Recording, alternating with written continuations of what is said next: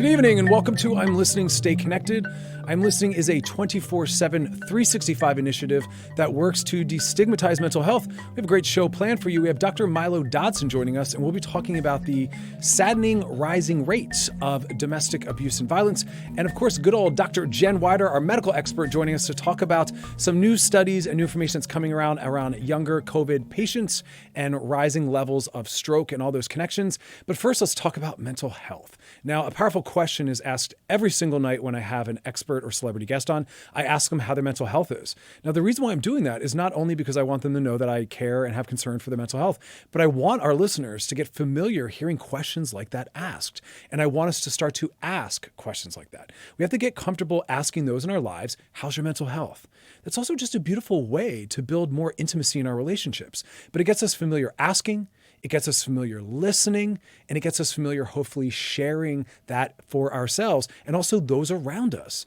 It's interesting to see how uncomfortable many people are when you honestly share with them how you're doing, what your struggles are, or using really powerful terms around mental health and talking about your anxiety or your depression or your struggle with substances. But as we talk about on many of the shows, that's one of the most preventative factors we have, is acknowledging that and asking about that and checking in around that. Because again, when we want to lean out is when we most have to lean in. And I also just want to quickly address what we're calling shelter-in-place frustration. I know it's getting more and more difficult. The clock is widening, and we need to repurpose what this is about. People are frustrated. They're pushing back on the boundaries. We flatten the curve, but there's still more work to do. So just repurpose that frustration into purpose, and it's a great purpose. We are trying to save lives. So remember, that's why we're doing it. Now, though, let's go to Dr. Milo Dodson, licensed psychologist. Milo, how are you? I'm doing great. Thank you so much for having me back. There were some technical difficulties the last time we checked in, and so I'm really happy to be back. Yeah, that was a rough show, but we're doing the best we can, you know? Yeah, amen. Let's look at some of the studies. I saw something today that actually was really disheartening and overwhelming to read. It said, and this came out of the UN, a report they put together, which said that if we extend the shelter in place another few weeks or months, it could lead up to rates of 60 million cases of domestic violence and abuse. That is a huge number.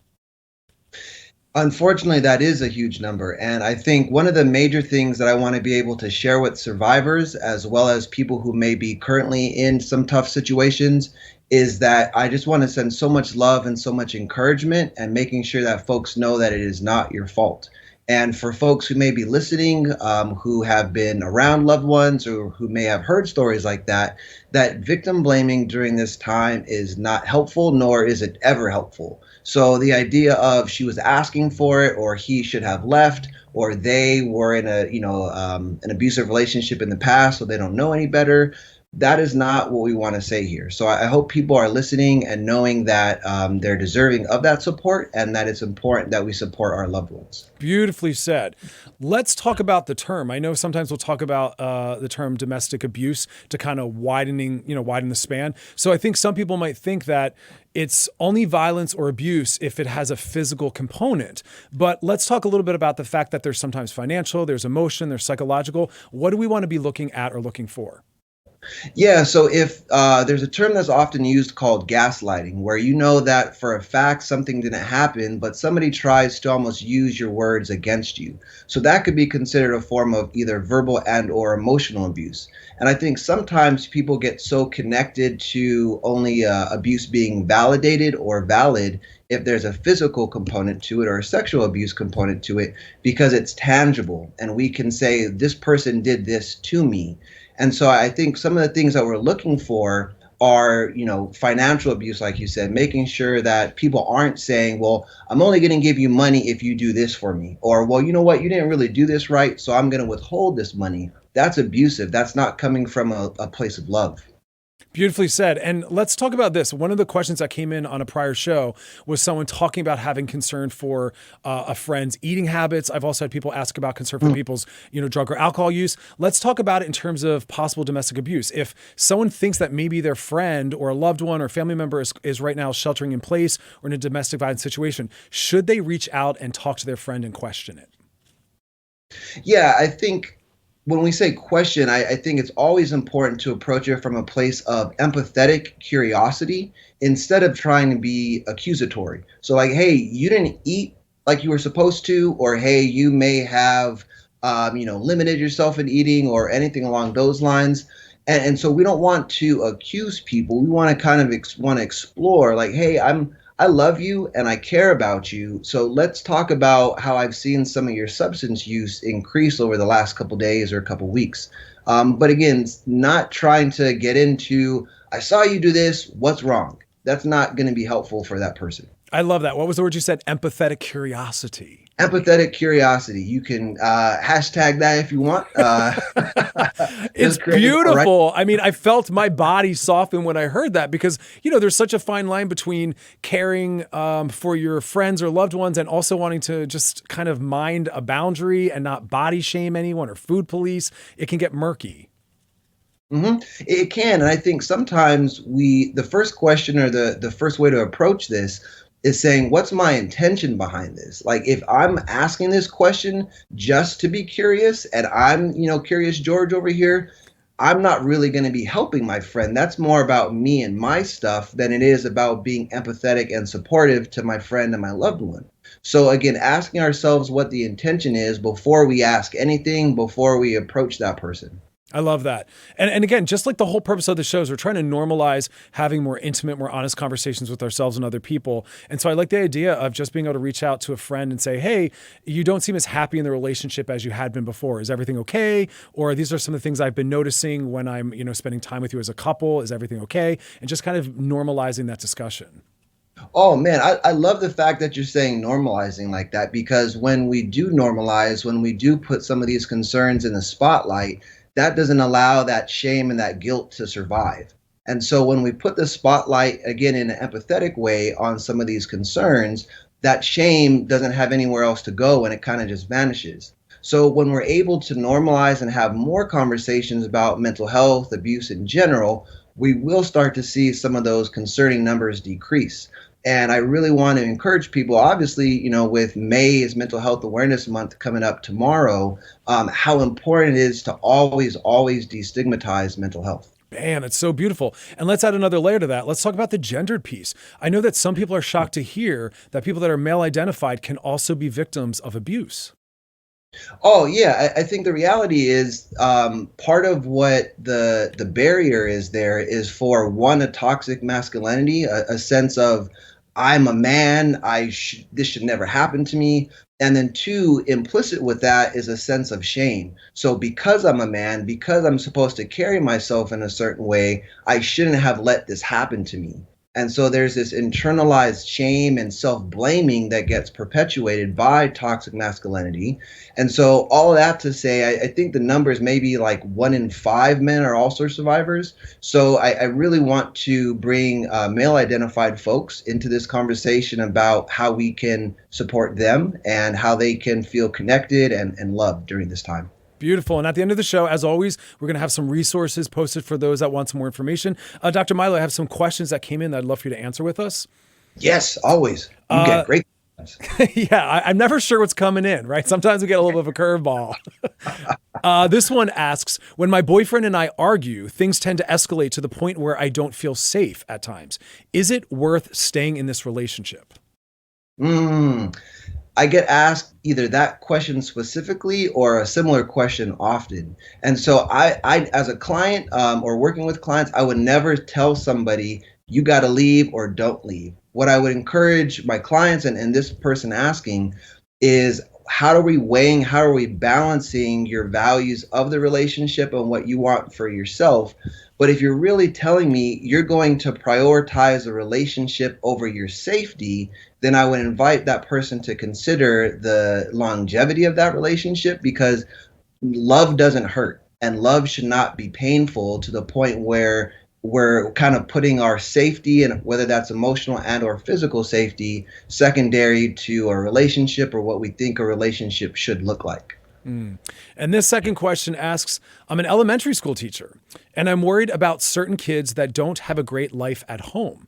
How can I better support those kids during this current time? Yeah, I just want to also give a shout out to all of the teachers out there. My mom's an educator as well. And I think being able to support students looks differently at different times. So, right now, obviously, it's always helpful to, in more extreme cases, be aware of child protection services or child protective services. In addition, what type of therapy resources may be out there. But for that teacher specifically, how can that teacher continue to be a resource and a refuge to connect with virtually? And I just want to share with all teachers and educators, your job in that case is to be a supportive source of love. It's not to be a therapist or a psychologist. You can make the referral and you can connect them with somebody who does have the credentials that way. Beautifully said, and thank you for giving him a pat on the back. I've been so beautifully impressed with the way some of these, educators are showing up and trying to support their students in this time. I can't even imagine. Yeah, I mean, I just knowing a little bit from my mom, I know that some of the schools being closed altogether, some more being online at at different points. There's just so much passion in the work that they do, and I'm sure that they're working overdrive to make sure that they can still connect in a genuine way. And so, shout out to the educators, professors, single parents who don't have health care or don't have childcare during this time as well. Dr. Milo Dodson, thank you so much for being a part of the show. Have a beautiful night. Thank you for always having me. You Of as course. well. Be well. Yeah, I'm constantly blown away with people that are wearing many hats at this time. Parents that are trying to both parent while also maybe doing their own work, while maybe also trying to support their kids' educational process, whether single or partnered, struggling with healthcare, getting basic needs met, struggling with the unemployment. It's quite a time. And so again, do the best you can, leave with some love, care, and compassion, and also reach out. Ask those around you if they could use some care or support. You'd be shocked at those that might be willing to take you up on that. So if you're feeling like your needs are met and you're grounded, maybe take a few minutes to text or call some people and see if they could use your help. All right, if you want to join the conversation, you can always do so by sending your questions into our Loveline DMs or by tweeting at hashtag I'm listening. And we'll be answering those throughout tonight's show as well as throughout the weekly show. And I have some questions that came in that I'm going to answer for you now. This one asks, is it safe to travel yet? Do you think? I have a trip planned at the end of May, and I don't know if I should cancel it or not. Cancel it. Do not take unnecessary trips right now. Is it safe or not? We can't say. Is it safe for you? Is it safe for others? Again, we're still spreading the COVID infection while not being symptomatic. And so everyone that's asking me that question, I'm saying it's better to be safe than sorry. We're trying to, again, continue to flatten the curve, not infect ourselves or other people, and not spread this thing. We all want to get out of the shelter in place, and we can't do that until the numbers reach a certain point. So unless it is something that is absolutely essential, please cancel your trips. Most things have been canceled, so I'm curious as to where you'd be going otherwise, but that's none of my business. All right, we got Dr. Jen Wider, MD, and our medical expert joining us. Dr. Jen, how are you? Dr. Chris, how you doing? I'm hanging in there. How you been? I'm good. Hanging in there too. Yeah, we're doing the best we can right now, right? We are, absolutely. Not traveling though, I can say that much. No Billie Eilish concerts and no travel, not yet. No traveling, no Billie Eilish, definitely no cruises, Chris. God bless it. So young people having strokes and heart attacks, including those that aren't necessarily deemed to be at risk. What's going on right now? Scary, a lot of scary data coming out of some of the large hospitals. What's interesting is when we looked at the risk for different patients that potentially had, dire consequences from COVID-19, a lot of the data came out of China and out of Italy. When you look at some of the risk factors for the American public, they're a little bit different, especially in mainland China. So one thing that is specific to the American population, of course, is the fact that we have an obesity epidemic in this country, which lines people up for risk factors for, diabetes, heart disease, stroke, other risk factors that we may associate with being overweight in this country. So that is unique to us. And we're going to see patients that are affected in a disproportionate way, having heart complications. But one of the studies, Chris, that is a little bit startling is in the group of 25-year-olds to about 49 that don't have underlying risk factors that are presenting, who they've made it, through like the lung assault, the respiratory assault of this disease. And now they're coming in weeks later with signs of heart attack and stroke. And these are young people that don't have any underlying risk factors. And I saw the number, they said double the number of stroke cases. It's frightening. It's frightening. And this is why, when we look at the research coming in from this disease, it's going to take a very long time to collate all of the information that's coming in from different health centers.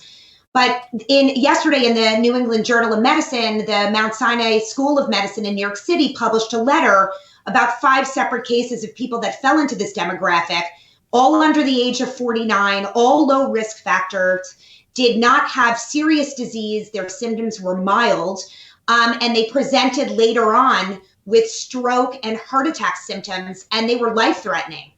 So we need to put this on our radar. It needs to be put on the public's radar without a doubt. People have to realize that COVID-19 can be this hypercoagulable state, which just means that our bodies are clotting more than they would, and we're producing proteins that make the body clot as part of this hyperimmune response. So our bodies are actually fighting the disease. But the problem is, in these healthy people, it's what's left over from fighting the disease, unfortunately, Chris, and they end up with blood clots that potentially can become pulmonary embolisms. They can become myocardial infarctions, like heart attacks, of course, and also stroke. So we need to be aware of what those symptoms look like, and people, aren't out of the woods necessarily. They need to pay close attention to symptoms they may be experiencing. And this creates such a interesting mental health bind, because on one hand, I want people to decrease their anxiety by not necessarily reading this information, but I also want that healthy level of anxiety that makes people stay the heck home and not try to venture out, right? Because and listen, and that's such a good point. Part of my role in my career has been educating people through the media about their health in order to empower them.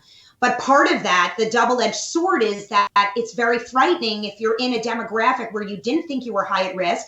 If you do have no symptoms or mild symptoms and you think you're out of the woods, we're now telling you, put the brakes on. There's a potential that your body may be in this highly clotting state, and you need to be well aware that some of these symptoms may be pretty serious, and don't shake them off. So it is, you're walking a tightrope by educating people, but you don't really want to scare them either. What's important for people to remember is this is not run of the mill. This isn't a large, vast swath of people that we're talking about. The case study at Mount Sinai was in 5 patients, but it's enough to really raise a flag, because these aren't patients that are typically at risk for cardiovascular events. And it's very important for medical researchers to note this, because it is something specific to COVID-19. Okay, and me and you tend to think very aligned, so I'm pretty sure I'm confident what you're going to say about this. But as we see some states and cities opening things up, and over the weekend, the Southern California beaches were wide open, they were very populated, and then our own governor here, Governor Newsom, said, I'm shutting those bad boys down. What are your thoughts on that, as we also then juxtapose that with the White House, who's saying, I'm going to kind of back off and maybe even support them opening up? Now, listen, I think the problem is that people are getting really tired of staying inside. There's a sense of, we've done this for a long time. It's time to come out. The weather is nice. We need to be really, really cautious. You and I are on the same page, Chris. We have to be very cautious when we're reopening and rolling out less restrictions for the public. If you're on a beach and you're social distancing, that probably is pretty safe. But if you are jam-packed on a beach and you're not taking precautions, people are running, you're walking directly behind them. There was an interesting study about runners, that they really need to be spaced because you're breathing very heavy and your chance of producing aerosols is very, very high. So if people are running directly behind each other, you're at risk for whatever that person has in front of you if they're not wearing a mask. So we need to take precautions. I would not rush out to a crowded situation right now. I think it's irresponsible. I think the governor is getting a lot of slack for this, but he's trying to take care of people's health. And that's one of his foremost responsibilities, is to make sure, as we slowly reopen this country, it's safe enough for people so we don't see a spike in numbers like they did in Singapore. And that remains to be seen, Chris. We're going to, unfortunately, without a doubt, see more spikes as we start to open things up slowly. And we need to take precautions. We can do so diligently and methodically, but we need to take precautions so that we're not all racing into situations where we're shoulder to shoulder with hundreds of people. Yeah. We need to be careful with that. And there are ways to do this, Chris. There are ways to reopen and to spread people out, especially as the weather becomes warmer around the country. But rushing into crowded areas is not the thing to do right now. Dr. Weider, I have some questions I'd love for you to answer with us that came Sure. in. This one asks, do the DIY cloth masks work effectively, and is it worth investing in a legitimate mask? So, this has been one of the disservices I think that this US government has done to us was as consumers is originally state that we didn't need these masks, that they really aren't necessary for the American public. And the Surgeon General, trying to do the best he can, came out saying, reversing course basically, and saying it's wise for all of us to wear masks now. And you can understand why we mistrust a lot of the information we're hearing from public officials, because one day it's one thing and the next day it's another thing. If you look at the studies, do-it-yourself masks, that cover your face, do a lot to prevent disease. Now, one of the things, and we talked about this previously, Chris, but just to reiterate, is that it stops you from touching your face. So whereas if I put you as if I gave someone a do-it-yourself mask and threw you into an ICU where you're dealing with COVID patients, that would not be substantial to protect you. But if you're the average American taking a walk, going to a grocery store, not shoulder to shoulder with your neighbor, that mask is going to do a lot in protecting you. And it's something to keep in mind. And they show you the statistics. There have been some interesting studies with do-it-yourself masks, with surgical masks, and then with N95 masks. And covering yourself up when you go into public with a do-it-yourself mask is better than going in without one. Beautifully. We have one final question. This one asks, if someone thinks they're going to have a stroke, what is the deciding factor that they should call 911 or go to the hospital? Okay, listen, this is really important. If you are in doubt of having anything remotely resembling a stroke, it is a 911 emergency. And I'll run through the symptoms in a second, but what I want to tell you is that there have been interesting journal articles about the number of cardiovascular events, including heart attacks, that have gone way down in this country, experienced in a hospital. So cardiologists around the country have noticed a decrease in MI patients, or myocardial infarctions, which is just a fancy name for heart attack, coming down across cardiovascular units, the ER and the ICUs in this country. It isn't that people are having less heart attacks, it's that people are afraid to go in and get treated in a hospital that's overrun with COVID patients. And so we really need to be aware of these symptoms. For stroke, weakness, difficulty speaking, numbness, dizziness. If you certainly are COVID positive or you've had other symptoms and then you're experiencing these types of symptoms, it is a 911 emergency. Chris, the same thing needs to be true for an MI or a cardiovascular event. And what's interesting is, and I know we don't have a ton of time, but just very briefly, there are gender specific symptoms when it comes to myocardial infarction. So typically when you go into, if you watch Grey's Anatomy or ER or some of those medical shows, when you see crushing chest pain that radiates down the right arm, those are more typical symptoms of men, essentially, or penis owners, as we like to say. For women, the symptoms may look a little bit different. They may have shortness of breath or back pain or pain in the shoulder blade or dizziness. Those can be signs of a cardiovascular event in a woman. We need to pay very close attention to those. If when in doubt, absolutely call 911. And I'll tell you, it's much better to be safe than sorry. I would not question it. If you have any question, it's an emergency. Call your doctor, call urgent care, or call 911. All right. Dr. Jen Weider, thank you so much as always. Have a beautiful night. Thank you, Chris. You too. Right now, more than ever, we got to take everything seriously. So I always love that advice. Always be on the safe side of keeping it safe, versus being sorry. Because as we're starting to learn, there's a lot of symptoms that we weren't familiar with prior. And there's a lot of things that are intersecting with COVID-19 that might not called out for us from the front end. We have some questions that came in. Let's answer those now. This one asks, did that one already. I love doing repeats. This one asks, what is the difference between being depressed and clinical depression? Is there a difference in treatment? It's a really hard thing to suss out because sometimes people can vacillate between the two of them. And this is one of those examples where you should really talk to a therapist because one can sometimes be aided with medication. Others are just more about normalizing of having a low mood. Because again, remember, part of being human is going to have a diverse set of experiences. Sometimes a little anxiety, sometimes maybe a little bit of a low mood, but there are times when it's elevated into a true clinical syndrome requiring requiring ongoing therapy or medication management. So that's something I would definitely talk to a therapist about. I don't like giving anything that's a, DIY diagnostic set for yourself. But again, just know that there is a normal rate of depression and anxiety. All the different symptoms can have a clinical component, or they can just be what we call dealing with general elements of life. This second question asks, how can I be better about creating a schedule for myself? I don't have so many daily responsibilities, but I like to be better about keeping busy during the day so I don't get stir crazy. This comes up a lot. I'm implementing this with all the people I'm working with, having them set schedules ahead of time. Just like when we're hungry, it's really hard for us to make the important, smart decisions around more nutritious options. Same thing can happen when we're feeling bored. It can be really hard to access the parts of our brain that are more diverse or creative or expansive. So I tell people the night before, create a plan for the next day. Write down and decide what time you might get up. Hold it loosely, but write down what time you might get up and some things you might do. Have a little bit of a structure and a routine. It helps to sometimes have some benchmarks where every morning you start your day this way, every evening you end your day that way. But do it ahead of time. It makes sure that we don't have this thing called time creep where the day just feels endless and drags on. We'll be back tomorrow, 5 p.m. Pacific Standard Time, 8 p.m. Eastern. Get your questions in there, our Love Line DMs, or you can send them to #I'm listening. Tweet those out. Thanks for hanging out with me. And you all have an awesome, awesome night.